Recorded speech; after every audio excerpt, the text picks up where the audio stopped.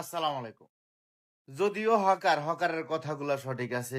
NCP টোকাই party, doctor ইউনূসের party যদি নির্বাচন করে সারা বাংলাদেশে একটা সিট পাবে কিনা সন্দেহ।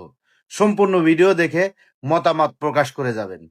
এনসিপি নামক যে রাজনৈতিক দল, এরা সারা বাংলাদেশে যদি একটা সিটও পায়, আমি হাতের মধ্যে ছুরি পড়বো। কারো কান্দের উপরে ভর করে দয়া দিক্ষিণে যদি দুই একটা সিট পায়, সেটা হচ্ছে শরিক হাওলাত করা।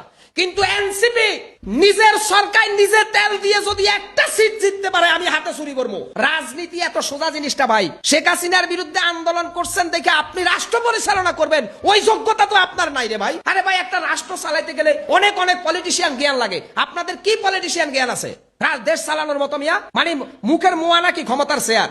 চাইলে দেশ চালাই পালাবেন। অনেকে বিএমডব্লিউ নিয়ে ঘুরেন, অনেকে প্রাডো নিয়ে ঘুরেন, অনেকে ফাইজারও নিয়ে ঘুরেন। টাকা পাইলেন কই ভাই? 5 তারিখের আগে তো অনেকের কলম কেনার টাকাটাও ছিল না ভাই, রিক্সা ভাড়াও পকেটে ছিল না। 5 তারিখের পরে আপনারা যেভাবে বিলাসিতা করতেছেন ভাই, ওই যে বলে না যে বেড়াই খাত খাইয়া পালাইতেছে। এখন আমি আমার বাগানকে রক্ষা করার জন্য বেড়া দিছি, বেড়াই আমার ফসল খাইয়া পালাইতেছে ভাই। আপনাদেরকে আমরা ভরসা করে, নোয়াখালীর ফেনীতে বন্যা হয়েছিল, তখন সবাই আপনাদেরকে বিশ্বাস করে অনেক শিশু বাচ্চা মাটির ব্যাংক ব্যাংকে আপনাদের হাতে মুদ্রা তুলে দিয়েছিল বন্যার্ত মানুষকে সাহায্য করার জন্য। আপনারা অল্প কিছু দিয়ে বাকিটা সব নিজেরা খেয়ে ফেললেন। আপনারা আসছেন দুর্নীতি দমন করতে।